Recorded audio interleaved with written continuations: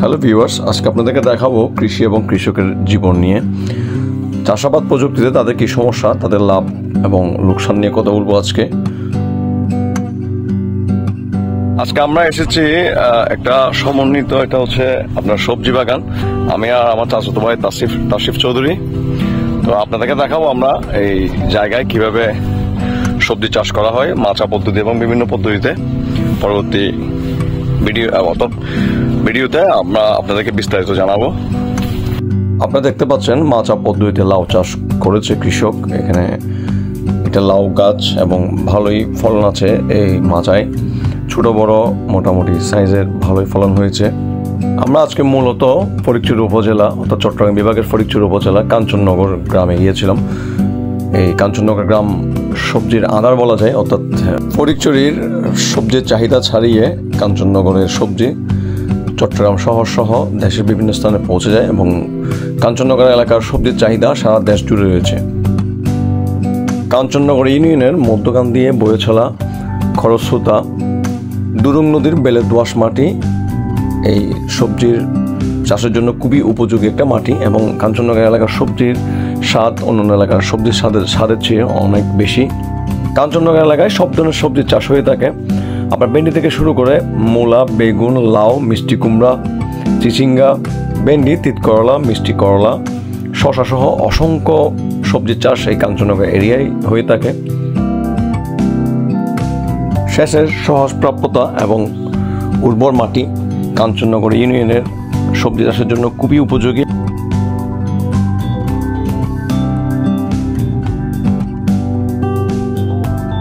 এই এলাকায় যদি সারা বছর কম বেশি সবজির চাষ হয়ে থাকে, তবে অক্টোবর, নভেম্বর, ডিসেম্বর এই 3 মাস সবচেয়ে বেশি সবজির আবাদ হয়ে থাকে। আপনাদেরকে মিক্স সবজির একটা মাচা দেখাচ্ছি। এখানে তিত করলা, চিচিঙ্গা, মিষ্টি কুমড়া এবং লাউ একসাথে চাষ করা হয়েছে। ফলন মোটামুটি পর্যায়ে, তবে তত বেশিও না আবার কমও না।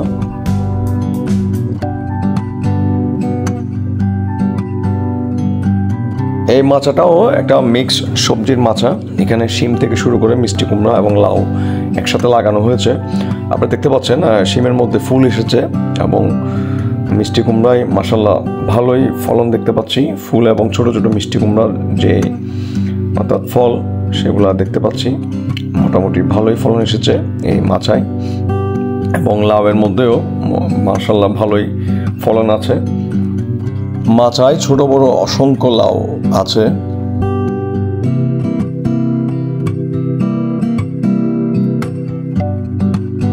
মিষ্টি কুমড়ায়ও ভালো ফলন দেখা যাচ্ছে মাশাআল্লাহ।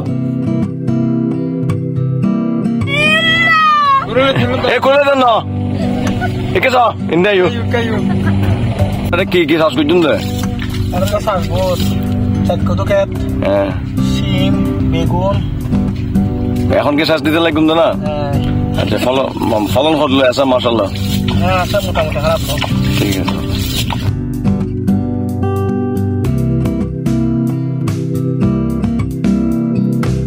তবে সব মাচায় যে ফলন ভালো হয়েছে তা বলা যাবে না এবং কিছু কিছু মাচায় আমরা দেখতে পেয়েছি ফলন কম এবং তার সাথে পোকামাকড়ের আক্রমণ তো আছেই।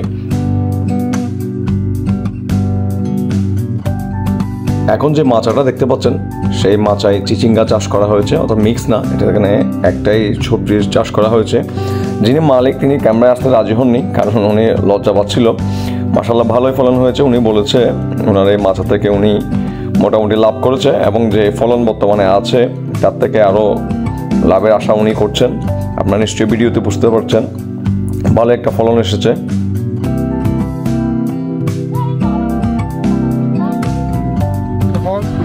নতুন না আচ্ছা, তুই কি ফল কাট করছিস না? খাওয়া গিয়ে আচ্ছা, ঠিক আছে। আচ্ছা, ফলন হইলই এবার, ফলন হইলই লস হই না? সরকারি পর্যায়ে কোনো সাহায্য সুবিধা ন ফোন? আচ্ছা।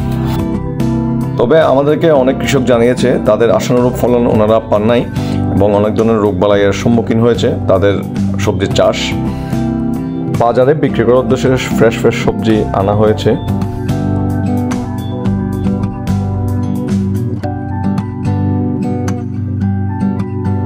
অনেক মাচায় পোকামাকড় সহ বিভিন্ন ধরনের রোগ আক্রমণ করেছে। আমরা এমন একজন কৃষকের সাথে কথা বলবো এখন। কি নাম মোহাম্মদ আজম। মোহাম্মদ আজম, অনেক কি খেত করছিলেন? বিয়ে করছি, তারপরে তিতাওয়ালা করছি, বাইন করছি, বরবরি করছি, কিনে দিই। ফলন হই না বেড়াম কি বেড়ামি? লাল বেড়াম। তো ওনারা উপজেলা পর্যায়ে কোনো সহযোগিতা না করে কৃষি অফিসার নয় ইয়ারে না কি তোমার তো লসই না কি গায়ে গায়ে আছে পানি লস না পানিতে এনে লস এনে খেত লস গায়ে গায়ে মানে আয় করতে খানি করে করতে কিনে দিই দিন তো গুণ দিত সরকারি পর্যায়ে কোনো গিয়ে নফোন সহযোগিতা নফোন। আচ্ছা ঠিক আছে ঠিক আছে। কতটুকু আর্থিক ক্ষতি কতদূরই আনুমানিক? এই বেশি না না ওই খানি এত তো আইতে ওই ওরা খাওয়াতে খাওয়ানি এত খানি তো জোগানি হবো।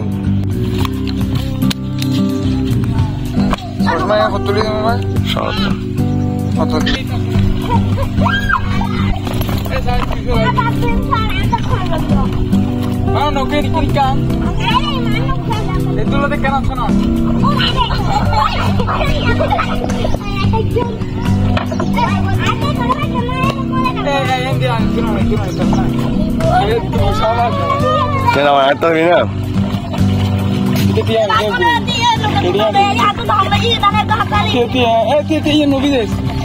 ছবি করতে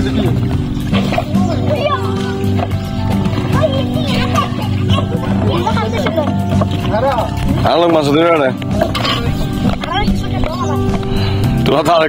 তোমাদের বয়সত সিস্টেম শিখে কি ইউজ হ্যাঁ এই না তুই কে তো আগে শোনা ইয়ে রে ইয়ে আবি যে আসি পাই তার বিনা সিস্টেম সা না জগ না তুই আবি যে আবার তুই তো ইয়ে আসো তো।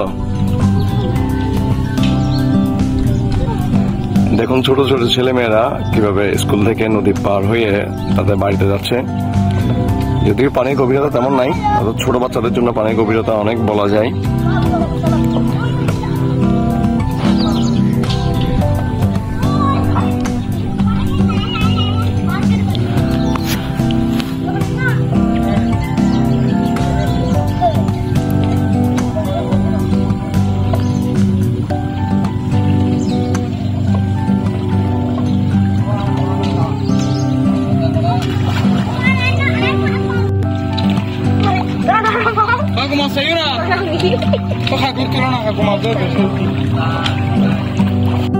মধ্যম কাঞ্চননগর বেড়াজালি এলাকায় এখনো এক গ্রাম থেকে অন্য গ্রামে যাওয়ার অন্যতম মাধ্যম হচ্ছে নৌকা। আপনারা দেখতে পাচ্ছেন স্কুল থেকে ছোট ছোট ছেলেমেয়েরা স্কুল ছুটি শেষে নৌকা করে তাদের বাড়িতে যাচ্ছে এবং শীতকালে অর্থাৎ যখন পানি শুকিয়ে যাবে তখন যাতে এই নদী সহজে পার হতে পারে তাই জন্য বাঁশের সাঁকো রেডি করতেছে কিছু শ্রমিক ভাইয়েরা। আজকে ভিডিও এখানেই শেষ, ধন্যবাদ।